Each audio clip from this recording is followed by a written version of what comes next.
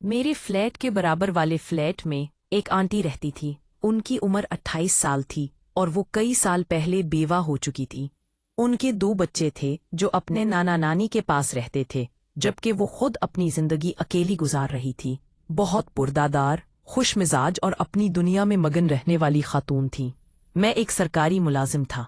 मेरी बीवी कुछ साल पहले मुझसे तलाक ले चुकी थी और बच्चे अपनी माँ के साथ रहते थे। मेरी जिंदगी भी तन्हाई में गुजर रही थी। आंटी का अंदाज, चाल और बात करने का सलीका मेरे दिल को छू जाता था।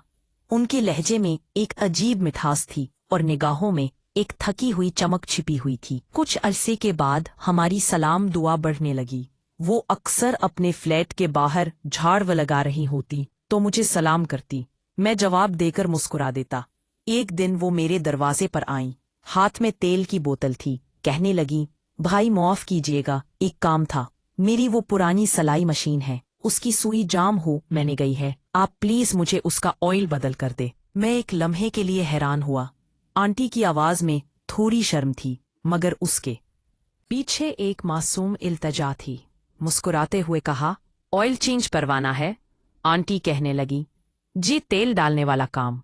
मतलब मेरी मशीन जाम हो चुकी है और मैं कोशिश कर रही थी, मगर मेरे हाथों से कुछ नहीं हो रहा। मैंने चाबी उठाई और उनके पीछे उनके फ्लैट में चला आया। अंदर बहुत महक थी। कमरा बहुत साफ सुथरा था। हर चीज सलीके का से रुकी हुई है। इसी में लाकर एक चादर पर रखी है। मैं बैठा, हाथ में कपड़ा लिया और आहिस्तगी से सफाई शुरू की। मैंने कहा, ये मशीन बहुत पुरानी है। आंटी कहने लगी, हाँ, ये मुझे शादी के वक्त मिली थी, लेकिन अब तो जैसे हर चीज की रवानी खत्म हो चुकी है। मैंने एक नजर उनकी आंखों में देखा। एक लम्हे को खामोशी तारी हो चुकी थी। वो बात कहने के बाद फौरन किचन में चली गईं। कहने लगी, चाय बनाकर देती हूँ, आप मेरी मशीन का ऑयल चेंज कर लें। जब वो वापस आईं तो मैंने सफाई मुकम्मल कर ली थी और तेल लगाकर मशीन को रवा कर दिया था। मैंने कहा, अब चलाकर देखें। वो मेरी बात सुनकर मुस्कुरा पड़े। थोड़ा सा झकक कर मशीन की सुई को हाथ लगाया। मशीन ने रवानी से चलना शुरू कर दिया। कहने लगे, वाह भाई, आपने तो जैसे जादू कर दिया हो। मैंने कहा, आंटी, ये सिर्फ ऑयल चेंज था। असल बात रवानी की होती है। जब वक्त पर चिकनाव मिले तो हर चीज दोबारा चल पड़ती है। आंटी ने एक लम्हे को मेरी तरफ देखा, जैसे मेरी बात समझ गई हूँ, मगर वो कुछ नहीं बोली। उनके होंठों पर एक ऐसी मुस्कुराहट भी जिसमें कई राज दफन थे। ऐसी शाम के बाद हमारी बातचीत में एक नर्म रवानी आ गई। अब वो कभी कभार दोपहर के वक्त मुझे चाय पर बुला लेती। मैं भी बगैर शर्म के वहां चला जाता। एक दिन आंटी कहने लगी, भाई, आज मेरी तबीयत कुछ बोझल है। अगर आपको बुरा ना लगे तो आप मेरे कंधे पर थोड़ा सा तेल लगा दे। ऐसे लगता है जैसे कुछ जम गया हो। मैं आंटी की बात सुनकर हैरान हुआ, लेकिन मैंने कहा, जी, मैं लगा देता हूँ। इसी के हिज्जे में कोई शरारत नहीं की। बस वही पुरानी इसी में अपनी हो। दुनिया में मगन मगर अंदर से तन्हा। मैंने तेल हाथ में उठा लिया।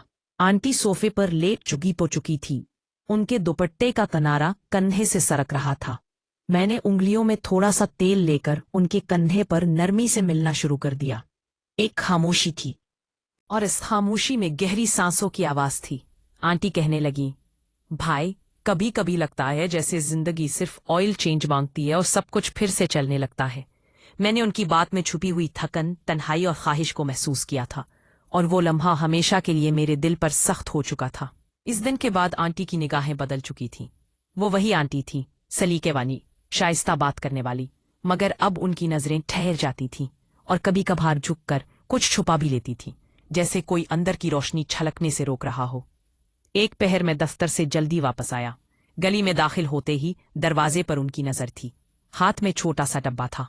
भाई, माफ कीजिएगा, मेरा रूम कूलर अजीब दो आवाज निकाल रहा है। शायद इसका भी ऑयल चेंज करना है। मैंने मुस्कुराते हुए कहा, आप तो अब हर चीज की जिम्मेदारी मेरे कंधों पर डाल रही हैं। आंटी कहने लगी, आपके कंधे बहुत बहुत भरवसे वाले हैं। ये जुमला सीधा मेरे दिल पर उतरा था। वो शर्माती हुई वापस मुड़े और अंदर चली गई। रूम कूलर कमरे के कोने में रखा था, पर अनासा था, वाकई आवाज कर रहा था। मैं उसे ठीक करने लगा।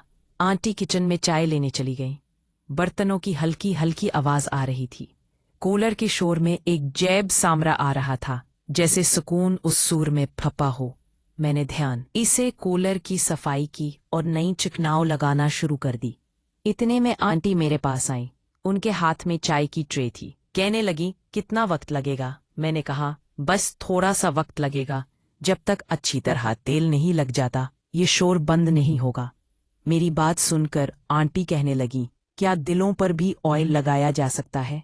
मैंने हैरान होकर उन्हें देखा तो वो मुस्कुरा रही थी, मगर ये मुस्कुराहट किसी मजाक की नहीं, एक अधूरे सवाल की थी।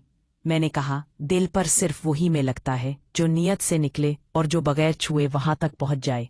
खामोशी छा चुकी थी। कूलर बंद हुआ, पंखा हारवांग हो चुका था। अब ये शोर नहीं करेगा। आंटी कहने लगी, काश इंसान भी इतना आसान होते। खैर, हम दोनों ने चाय पीनी शुरू की। धीरे धीरे मौसम गर्म हो रहा था। मैंने कड़की से बाहर देखा। शाम का रंग गहरा हो रहा था। आंटी मेरी तरफ देखते हुए कहने लगी, भाई, कुछ दिनों से मेरी तबीयत खराब है। शायद जिस्म में नमी की कमी हो चुकी है। अगर आपके पास वक्त हो तो आज जरा मेरे पांव पर तेल मल दें। ये जुमला आम होता तो शायद बड़ा लगता, मगर वो इस कदर नरमी और सादगी से कह रही थी कि इसमें कोई शरारत नहीं थी।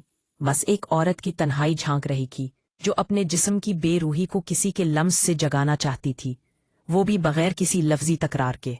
मैंने सर हिला दिया। वो सोफे पर बैठ चुकी थी। दोपट्टा अब भी मुकम्मल अंदाज में था। उन्होंने पाँव सामने है। मैंने पहले हाथों से मैं अलमियों पर लगा लिया और उनके पावल तलवों पर नरमी से लगाना शुरू किया। उनकी सांसों की रफ्तार आहिस्ता आहिस्ता बदलने लगी। उन्होंने अपनी आंखें बंद कर ली। कहने लगी, आपके हाथों में बड़ा सुकून है। ऐसा लग रहा है जैसे मेरा जिस्म जिंदा हो रहा हो। आंटी की बात सुनकर मैंने कुछ नहीं कहा। मैं सिर्फ उनकी मालिश करता रहा। आंटी कहने लगी, कभी कभार लगता है कि तेल सिर्फ मशीनों के लिए नहीं होता। जिस्म भी चल्ला चल्ला कर कहता है, अब कुछ रवानी चाहे। मैंने सर उठाया। उनकी आंखों में नमी थी, लेकिन ये आंसू नहीं थे। ये किसी दबे हुए जज्बात की गवाही थी। मैंने सिर्फ इतना कहा, रवानी मिल जाए तो जिंदगी का पंखा भी बगैर शोर के चलता है। एक लम्हे को हम दोनों खामोश हुए, मगर इस खामोशी में एक